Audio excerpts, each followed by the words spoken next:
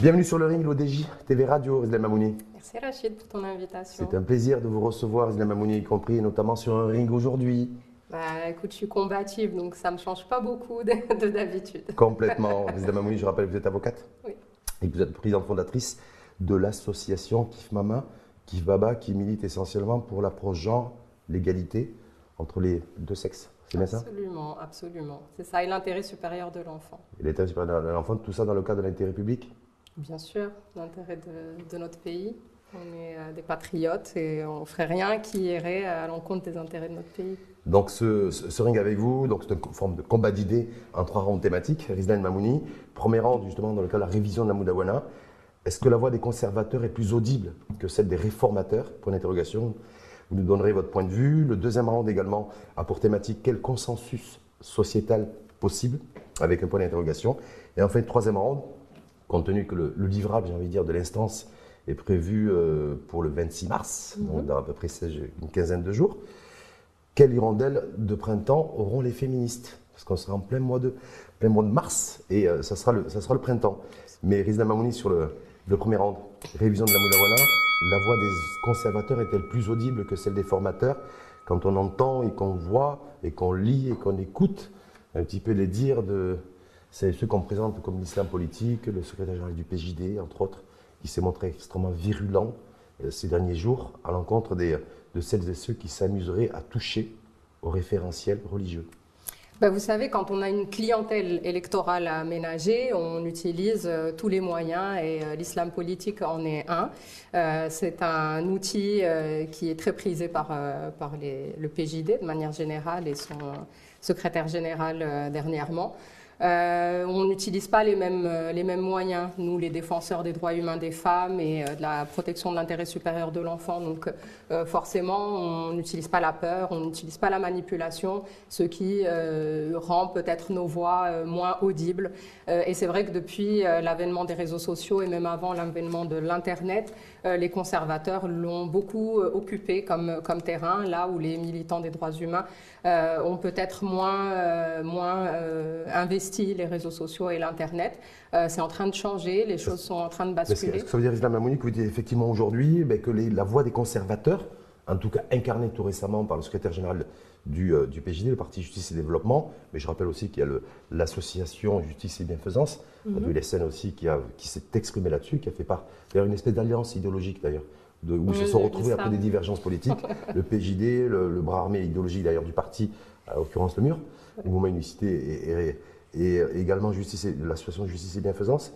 Est-ce qu'ils sont beaucoup plus audibles aujourd'hui que l'écosystème global du mouvement féministe? Ouais, disons qu'ils ont eu une longueur d'avance pendant un certain temps, qui sont du coup audibles ou qu'ils suscitent l'intérêt dans leurs actions, mais aussi leurs péripéties. On se rappelle tous de l'incident de la plage, du mur. C'est peut-être pour ça qu'il est resté longtemps silencieux, mais on les revoit revenir un petit peu sur le devant de la scène.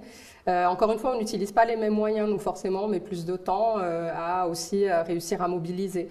Il y a aussi un autre phénomène qui est celui des femmes marocaines qui subissent au quotidien toutes ces violences juridiques qui sont dans nos textes et ces violences économiques, les violences sociales, sans compter les violences physiques qui existent au quotidien. J'ai l'impression qu'elles ont développé aussi une espèce de puissance qui leur permet de supporter ces injustices-là et qu'elles ne sont pas habituées parce que baignant dans des écosystèmes très très patriarcaux à lever leur voix, à s'exprimer sur ces violences-là. Ça reste des sujets parfois extrêmement tabous, encore même le divorce est très tabou dans certaines zones du Maroc et certains quartiers, même dans les villes.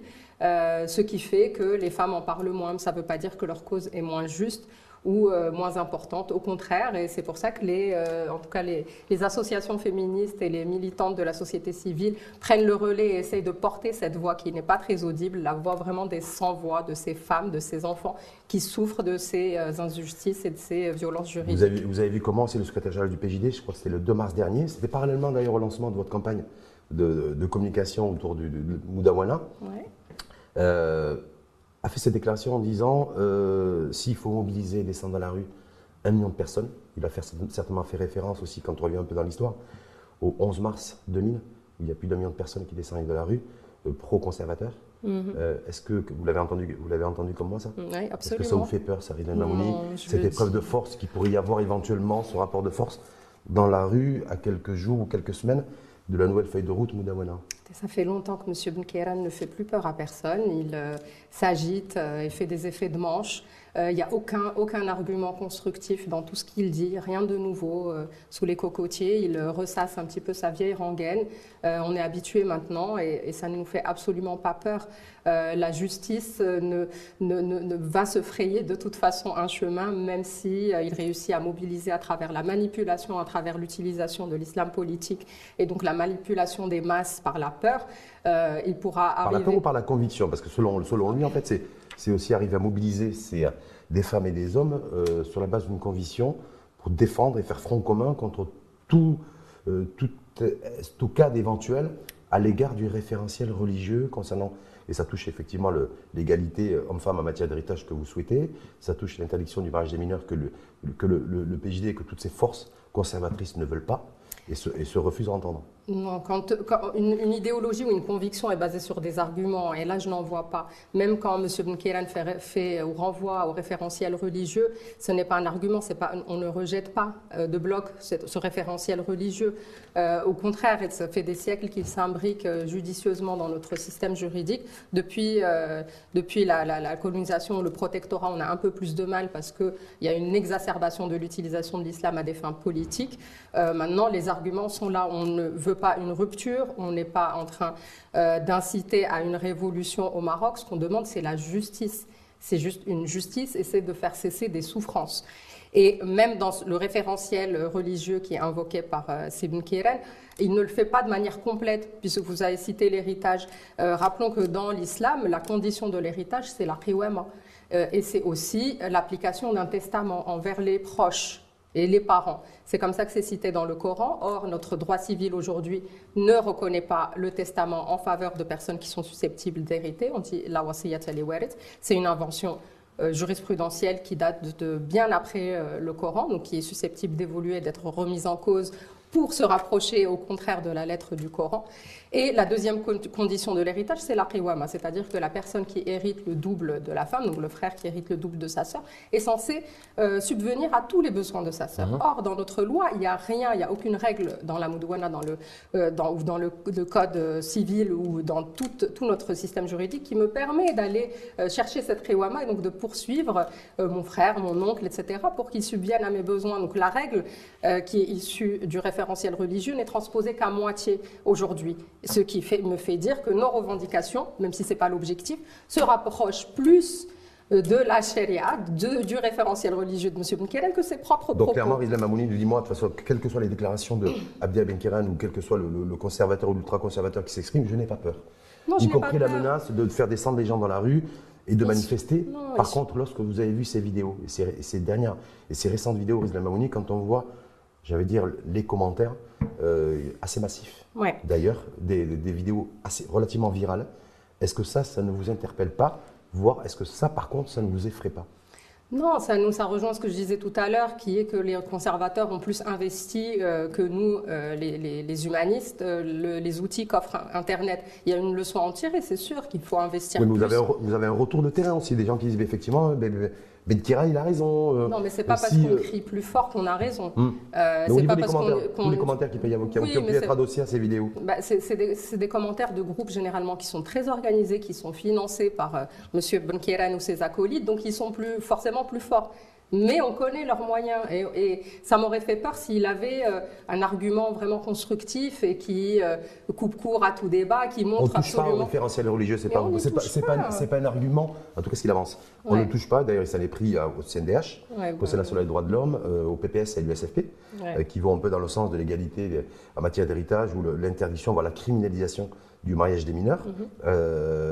Est-ce que du coup, lui, il les taxe, en tout cas les qualifie d'être l'ennemi, en tout cas à la religion Et au référentiel religieux. Oui, mais il parle comme s'il a le monopole de l'interprétation de la religion, ce qui est faux. J'ai autant le droit que M. Boukeren de m'exprimer sur ma religion aussi, sur la base de ce qu'on m'a appris, des valeurs qui m'ont été transmises par ma grand-mère, etc. Donc il n'a pas le monopole. Il n'a pas le monopole. Il y a un texte qui est sacré dans tout ça, c'est le Coran. C'est la parole divine. À part ça, tout a été fait par des êtres humains au fur et à mesure des siècles qui ont suivi la révélation du Coran. Et tout ça, les femmes n'ont jamais participé pendant tous ces siècles. Il est temps que ça s'arrête. Et surtout, c'est humain. Et donc, on a le droit de critiquer, d'en discuter, de faire évoluer les choses. Il ne faut pas... Comment dire, une société n'a pas besoin, selon moi, d'attendre que le plus ignorant, le plus obscurantiste de ses citoyens accède à la lumière pour opérer un changement. Quand il s'agit de changements qui sont nécessaires parce qu'ils sont justes et qui sont pour le bien du pays, il faut les opérer sans attendre et tout de suite et surtout pas en écoutant des manipulateurs. Quels que soient les frondeurs. Quels que soient les frondeurs. Bien sûr, quels que soient les frondeurs. Les obstacles sur le terrain. Ben oui, on l'a vu à l'époque vous savez, à l'époque de l'indépendance des États-Unis, de la déclaration d'indépendance, et quand il était question de remettre en cause l'esclavagisme. La population américaine à l'époque était majoritairement en faveur de l'esclavagisme. Du maintien, on a quand même changé. À l'époque où Robert Badinter, on l'évoquait tout à l'heure, est décédé récemment, c'est le père de l'abolition de la peine de mort en France. Quand il a opéré ce changement-là, la majorité de la population française était hostile à l'abrogation de la peine de mort. Il l'a quand même fait et tous les Français sont contents aujourd'hui. Donc avançons. Du moment qu'on est convaincu que c'est juste, qu'on ne remet pas en cause les fondamentaux de la nation, qui ne sont pas limités à la religion islamique, elle fait partie parmi 4 éléments de ces fondamentaux de la nation, et c'est l'islam modéré, l'islam juste qui fait partie de ces fondamentaux-là, mais il y a aussi dedans la démocratie, le choix démocratique du pays, l'orientation vers les droits humains universels, c'est inscrit dans notre constitution. Et je rappelle que la constitution de 2011, on était 99% de Marocains à y être favorables. Il était où, M. Boukeren, à ce moment-là? Je pense qu'il a voté aussi pour la protection de la vie privée, qui est inscrite dans la constitution, pour l'égalité homme-femme, qui est inscrite dans la constitution. Qui n'a pas donné lieu à des lois. Hein. Il y a des cadres, un cadre juridique. Voilà, on est en attente de ça. Ouais. On passe au deuxième round. Allez. Quel consensus sociétal possible quand on voit aujourd'hui la conjoncture dans laquelle on est, extrêmement tendue, qui me fait penser d'ailleurs, il y a un certain nombre de ressemblances avec celle de 2001, 2002, 2003 et les années qui avaient précédé la réforme de la Moudawana de 2004, où il y avait des tensions entre les ultra-conservateurs et peut-être les ultra-réformateurs en tout cas, où à cette époque-là, le sujet de l'équité en matière d'héritage avait été mis de côté.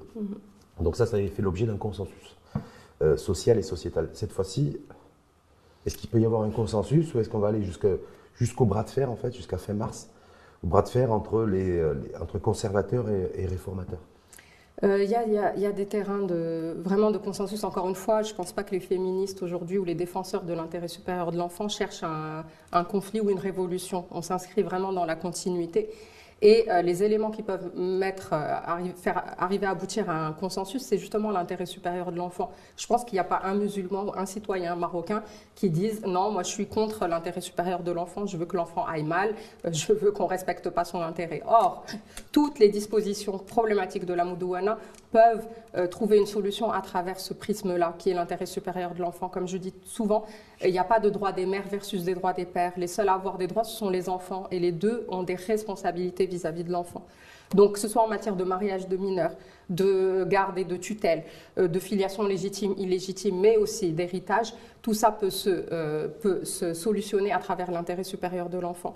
En matière d'héritage, par exemple, je le disais tout à l'heure, une des conditions de l'héritage, de l'inégalité en héritage qui est citée dans le Coran, c'est le testament. Le testament qui est cité 9 fois dans le Coran. Pourquoi est-ce qu'aujourd'hui, on a des règles civiles qui limitent le recours au testament? Ça se fait, c'est une pratique qui est en croissance aussi. Mais le fait, organiser son testament de son vivant, ça c'est des choses qui se font aujourd'hui.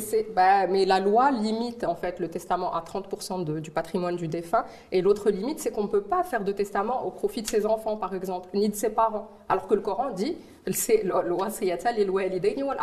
on arrive à des règles dans la Moudawana qui sont contraires à ce droit islamique dont se revendique M. Boukeren. J'aimerais bien qu'il nous éclaire sur ces contradictions-là, mais il se limite à des propos populistes et très généraux. En même temps, je ne sais pas quel est votre point de vue là-dessus, si vous avez une position arrêtée, il faudra bien qu'on trouve un consensus. On ne peut pas arriver avec des positions, j'allais dire, un peu radicales, voire irréconciliables, à l'approche de la nouvelle mouture de la Moudawana. Le fait d'ouvrir, par exemple, la possibilité et d'enlever ces freins au testament pourrait être un outil pour ceux qui veulent de rétablir l'égalité entre leurs enfants.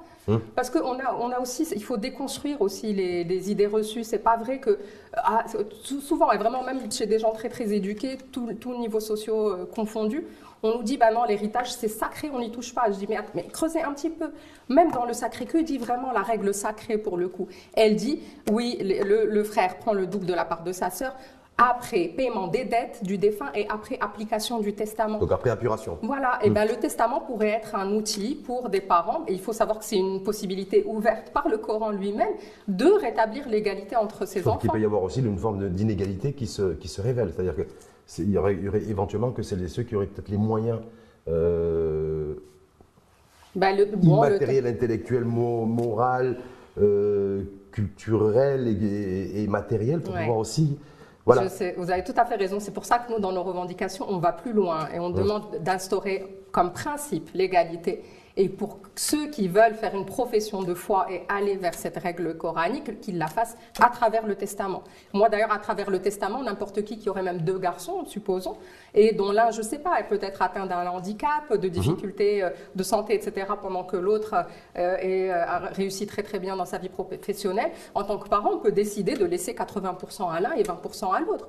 C'est pas un souci. Le testament doit nous permettre de le faire. Et ceux qui veulent laisser 2 tiers à leur fils et 1 tiers à leur fille, dommage. Ce que j'allais vous dire, Islam Mamouni, c'est qu'au vu des propos et de la position, en tout cas, des ultra-conservateurs, a priori, eux, ils sont sur une position non négociable. C'est ça, mais nous... C'est pas d'avancer sur l'égalité en matière d'héritage homme-femme. Donc, je suis en train de me dire, et sur le mariage des mineurs aussi, donc, ce que je suis en train de me dire, c'est qu'en fait, est-ce qu'on ne va pas se retrouver, ou est-ce qu'il n'y a pas le risque de se retrouver avec une nouvelle Moudawana révisée, mais avec une société encore plus fracturée? Non, je pense vraiment, je le pense pas. On nous sort souvent l'argument du taux de divorce qui grimpe, etc. C'est encore faire peser sur les femmes d'autres responsabilités qui ne sont pas les leurs et d'autres soucis qui ne sont pas les leurs. On n'est pas garant du nombre de mariages. Il y a, c'est vrai, peut-être une crise du mariage comme dans d'autres pays, mais je ne pense pas qu'elle induise une crise de la famille au Maroc. La famille marocaine est très forte, le rôle des mères est très fort et au contraire, ce qu'on veut, c'est des droits qui reconnaissent cette place dans la société.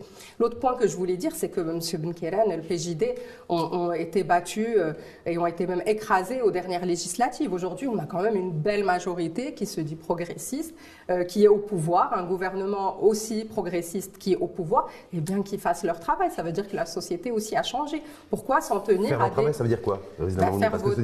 Est-ce que ça veut dire j'attends que la loi soit votée au Parlement au mois d'avril prochain? Ça fait partie de leur travail de voter des lois qui rétablissent la justice. Moi, franchement, il y a un truc qui me révolte quand même, c'est quand je vois l'image qu'a notre pays qui est vraiment très belle, celle d'un pays très en avance, où il fait bon vivre, très chaleureux, etc., qu'on a à l'international. On organise bientôt la Coupe du Monde, la Coupe d'Afrique, on préside le Conseil des droits de l'homme des Nations Unies. Enfin, tout ça, c'est exceptionnel.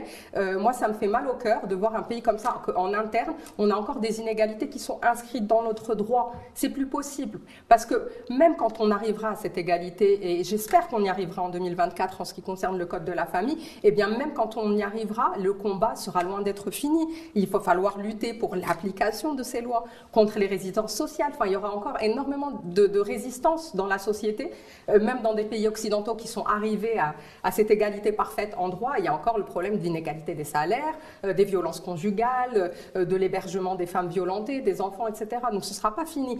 Mais c'est important que ce ne soit pas inscrit noir sur blanc dans notre droit, qu'on ait un droit à la hauteur du rôle des femmes dans la société marocaine. Donc même s'il n'y a pas de consensus, en tout cas sociétal au mois de mars-avril, peu importe, vous souhaitez que la loi la Moudawana soit revisitée, aille dans le sens de rééquilibrer, de réajuster les droits entre les hommes et les femmes. Et je ne pense pas que ce soit en opposition. Même si un certain nombre de Marocains sont à la marge et sont complètement opposés. Là, il y aura toujours des Marocains à la marge, il y aura toujours des gens qui sont obscurantistes, qui n'ont pas compris, qui sont dans l'erreur par rapport à ce que dit leur propre religion, qui ont des convictions qui sont erronées. On ne va pas les attendre, non, on ne va pas les attendre. Et puis, moi, il faut le mesurer, ce consensus. Moi aussi, le Maroc que je vois est plutôt progressiste. Les femmes que je vois, elles travaillent toutes, elles sont toutes très ambitieuses, surtout cette jeunesse qui me donne beaucoup d'espoir chaque jour. Je n'ai pas l'impression d'être en conflit frontal avec... Vous avez déjà rencontré une femme qui vous a dit eh « moi je suis contre l'égalité en matière de droit ». Alors, en matière d'héritage, est-ce que vous avez déjà rencontré? Oui, en matière d'héritage, oui, j'en rencontre. Et qu'est-ce que vous lui avez répondu? Quand je leur explique vraiment que la lettre, et je m'y suis mise vraiment avec beaucoup de plaisir, mais j'étais assez éloignée dans mon domaine d'expertise de ces champs-là.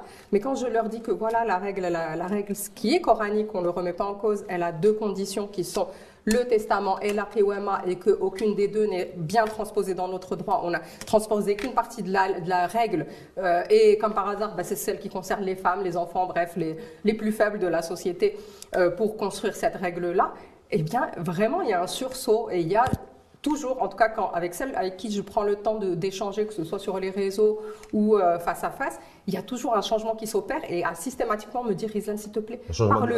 Un changement durable ou un changement ponctuel? Non, un changement durable dans la position, parce qu'elles sont convaincues, je leur parle preuve à l'appui. Troisième round, Rislan Mamouni, quelle hirondelle, parce que c'est bientôt le printemps et c'est bientôt le mois de mars.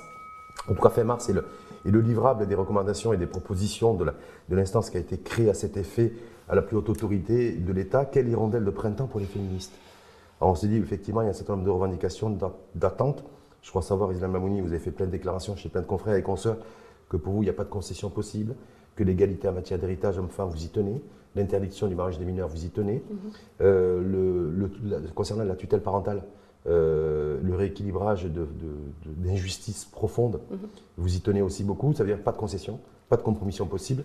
En fait, c'est un peu agressif la manière dont je l'entends. Je ne fais que défendre en fait des droits fondamentaux et des libertés pour la génération future de nos enfants, en fait.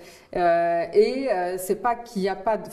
Et aussi, je vous donne peut-être cette impression qu'il n'y a pas de compromis possible parce que je suis profondément féministe. Et si nous, les féministes, on ne demande pas 100% d'égalité, on ne demande pas à avoir une société parfaitement égalitaire, qui va le faire? On va effacer la parole de ces femmes qui souffrent. Si on commence à négocier avec nous-mêmes, à avoir peur d'un Ben Kiren dans nos propres têtes qui va venir hanter nos pensées, qu'on commence à dire non, ça va pas par Ben Kiren, on va l'édulcorer comme ci ou comme ça. Moi, autant démissionner en fait qui est pas mal. Donc vous c'est 100%. À nous, c'est 100% et on est dans notre rôle. C'est tout ou rien. C'est pas tout ou rien. On sera content d'avoir des avancées, mais on manquera pas de critiquer tout ce qui manque, toujours. Et c'est notre rôle. Après, les politiques nous enlèveront 30%, les juges nous enlèveront encore 30%, mais si nous, on négocie avec nous-mêmes, je pense qu'on n'est plus vraiment dans notre rôle. La parole des femmes va s'effacer. Si on prend 2003-2004, en tout cas la dernière version de la Moudawana, il y a des concessions qui ont été faites. On le voit par l'instance qui avait été créée à l'époque aussi, qui était très consensuelle. Par la présence des profils, des socioprofils d'ailleurs de cette commission. On voit là, c'est les représentants de grandes institutions qui sont le Conseil supérieur des oulémas, le Conseil supérieur du pouvoir judiciaire, sont fortement représentés. Il y a le CNDH aussi, et bien entendu qui est représenté d'ailleurs, qui a fait l'objet d'attaques assez violentes d'ailleurs de la part du secrétaire général du PJD. Mais on voit bien que c'était consensuel et consensus. 2003-2004, 2023-2024 a priori aussi, on aurait pensé que ça allait prendre ce chemin-là. C'est un chemin qui n'est pas pris. Donc on peut imaginer aussi que de part et d'autre, c'est-à-dire les conservateurs et les réformateurs, il faudra faire des concessions de part et d'autre. Est-ce que vous êtes prête, vous, en tant que militante féministe, à essayer de trouver un New Deal, si je puis dire, aussi pour arriver en fait à faire avancer les causes, mais pas toutes les causes? Les règles du jeu ont un peu changé. C'est vrai qu'il y avait des règles du jeu à la commission, à l'instance qui était là en 2003-2004 Et je salue Nzak Sos qui a écrit un merveilleux livre où elle documente ça, Une femme au pays des Fuqaha, et où elle dit à quel point sa voix a été écrasée, qu'on l'a amenée à faire un consensus. Elle a quand même, je tiens à le dire, refusé de le faire, même si elle a signé le document, parce qu'il fallait un document unique à la fin.